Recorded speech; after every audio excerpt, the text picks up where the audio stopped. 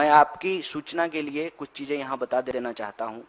जैसा कि अध्यक्ष जी ने बताया कि 3 साल के बाद चुनाव हो रहे हैं और आपने देखा कि कोरोना में सब ने अपनों को खोया। कोरोना जो है एक गंभीर चुनौती थी, लेकिन कोरोना जो है कब महामारी है और कब बहाना है, ये सरकार अपने तरीके से तय करती है।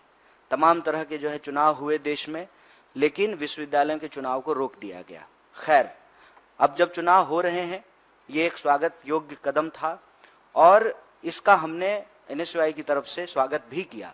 लेकिन जब से यह प्रक्रिया शुरू हुई है, इनकी कुछ चीज़ों पर अगर आप गौर करेंगे, सबसे पहले तो नॉमिनेशन और इलेक्शन का एक नोटिफिकेशन विश्वविद्यालय प्रशासन के द्वारा जारी किया गया, जिसमें कहा गया कि 12 तारीख को नॉमिनेशन होगा। और आप सब लोगों ने देखा होगा कि फिर एक और नोटिस आई और नॉमिनेशन का डेट जो है वो 12 से 14 कर दिया गया।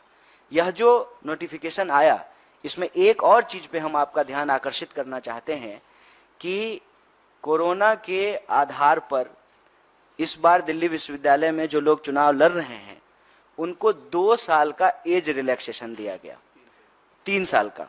और ये जो रिलैक्सेशन है, ये रिलैक्सेशन एक खास संगठन को फायदा पहुंचाने के लिए दिया गया। क्यों?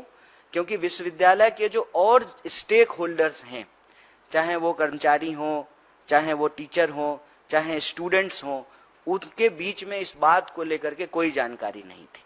मतलब बहुत ही आर्बिट्ररी तरीके से जो है यह नोटिस लाया गया। खैर, अगर विद्यार्थियों को कोई भी लाभ मिल रहा है तो हम उसका स्वागत करते हैं। उसके बाद हमने क्या देखा कि एबीवीपी कुछ भी करे, उसको खुली छूट है। मतलब पुलिस की मौजूदगी में दूसरे संगठनों के, खास करके जैसा कि आप जानते हैं, दिल्ली विश्वविद्यालय के चुनाव और दिल्ली विश्वविद्यालय में एक एक विद्यार्थी इस बात को जानता है कि एबीवीपी का पिछले 4 सालों की जो अराजकता है, उस पर कोई पूर्ण विराम लगा सकता है तो वह एनएसयूआई है। तो खास करके एनएसयूआई के जो वर्कर हैं, जो लोग एनएसयूआई के लिए प्रचार कर रहे हैं, समर्थक हैं, उनको डिस्टर्ब किया जाना शुरू हुआ। वो सामान्य तौर पे अगर अपने कॉलेज में हैं, कॉलेज के बाहर हैं, तो जो है उनकी अवैध गिरफ्तारियां शुरू हुई, पोस्टर फाड़े गए। और ये बात हम सिर्फ चुनाव के कॉन्टेक्स्ट में नहीं कर रहे हैं।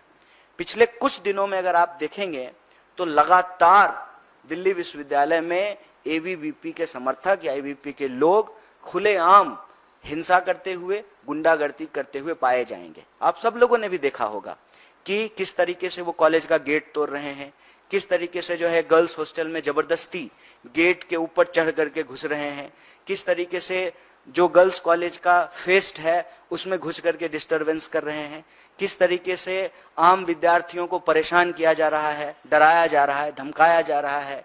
चुनाव प्रचार करने के नाम पर जो गर्ल स्टूडेंट हैं, उनके साथ छेड़छाड़ जैसी स्थिति जो है पैदा की जा रही है। तो ये जो पूरा का पूरा वातावरण है, वो दिल्ली विश्वविद्यालय की प्रतिष्ठा को कलंकित करता है। यह एक गौरवशाली विश्वविद्यालय है और जब जैसा कि हमने आपको कहा कि डिजिटल वर्ल्ड में हर जगह की बात हर जगह पहुंचती है, तो ये हमारे देश के मान सम्मान से जुड़ा हुआ सवाल है। और देखिए, सबसे इसमें खतरनाक बात क्या है कि कहते हैं ना कि चोरी और सीना जोड़ी, खुद वायलेंस कर रहे हैं, गेट तोड़ रहे हैं, विश्वविद्यालय कॉलेजों में जबरदस्ती घुस रहे हैं, दूसरे संगठन के जो वर्कर हैं उनको पीट रहे हैं, पुलिस जो है जबरदस्ती उनको डिटेन कर रही है।